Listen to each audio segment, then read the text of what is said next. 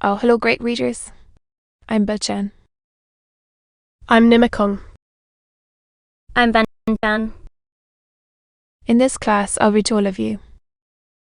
31 Sec. 3 of Jane Eyre, an Autobiography. Yes. Oh. Jane Eyre, an Autobiography. Charlotte Brontë.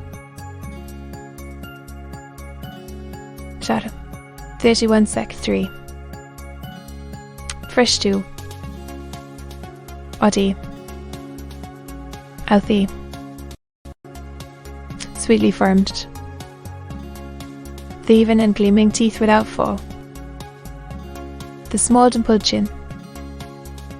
The ornament of rich. Plenteous traces of advantages.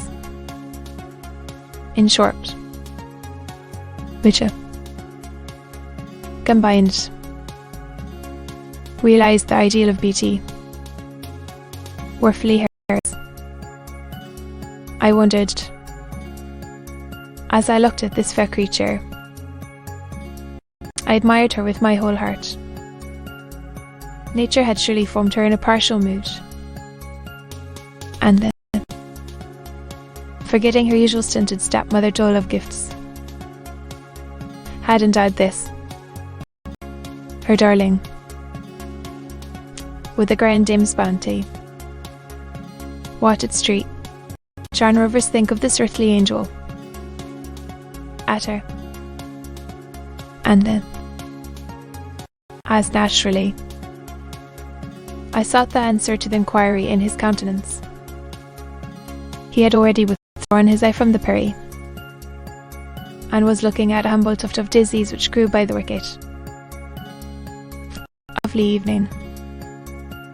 But late for you to be out alone, he said, as he crushed the snowy heads of the closed flowers with his foot. Well, 20 miles distant this afternoon. Papa told me you had opened your school, and that the new mistress was come.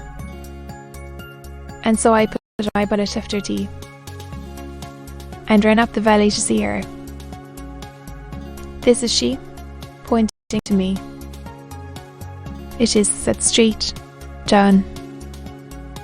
Do you think you shall like Morton? She asked of me, with a direct enough simplicity of tone and manner. Pleasing, if childlike. I hope I shall. Very nicely. You have indeed.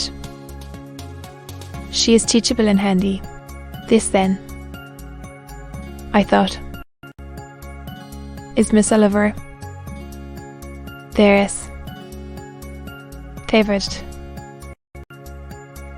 It seems, in the gifts of fortune, as well as in those of nature, what happy combination of the planets presided over her breath.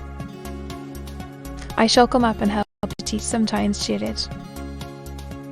It will be a change for me to visit you now and then, and I like a change. Mister, where was? I have been so gay during my stay at us.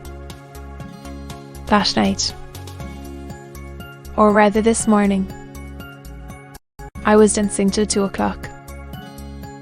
The Earth Regiment are stationed there since the rights, and officers are the most agreeable men in the world. It seemed to me that Mr.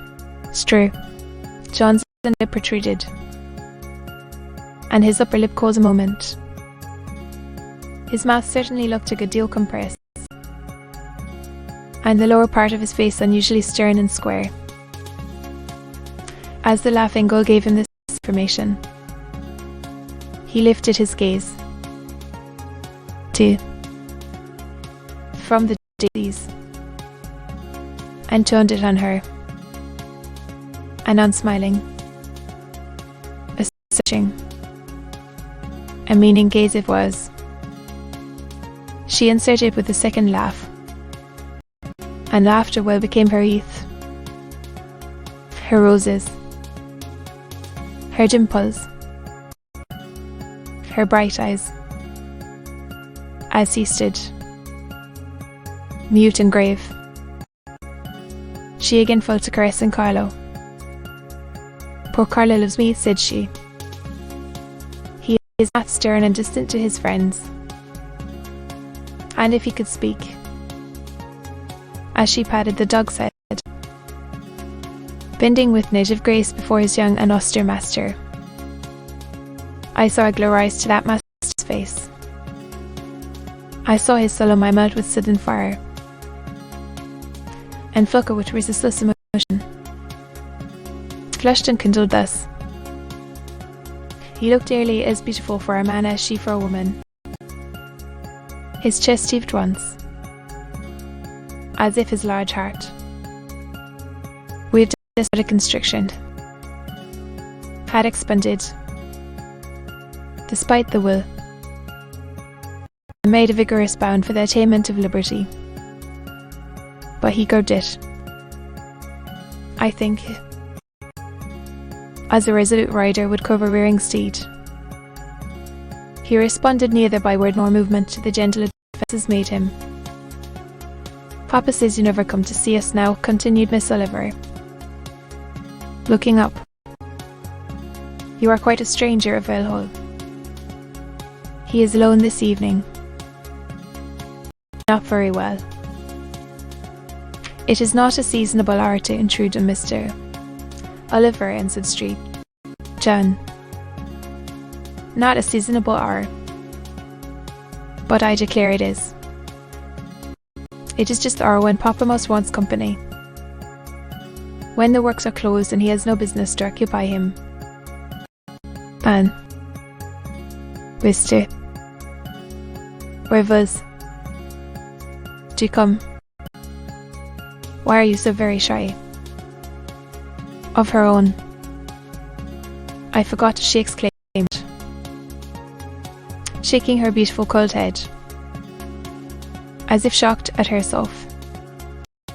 "I am so giddy and thoughtless. Do you excuse me in my chatter? Diana and Mary have left you, and Moor House is shut up, and you are still lonely. I am sure I pity you. Not tonight." Miss summoned. "Mr. Sturt." John spoke almost like an automaton. And so if only knew they for it, if custom thus to refuse. "Well, if you are so obstinate, I will leave you, for I dare not stay any longer. The dew begins to fall." She held out her hand. He just touched it. "Good evening," he repeated, in a voice low and hollow as an echo. She turned, but in a moment returned.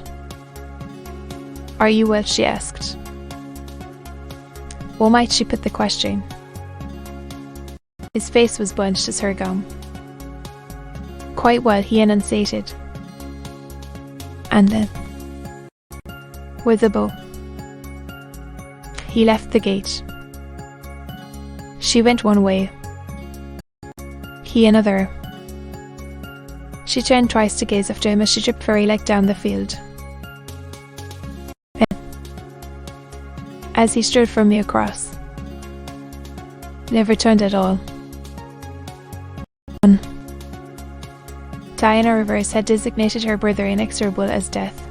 She had not exaggerated. To be continued.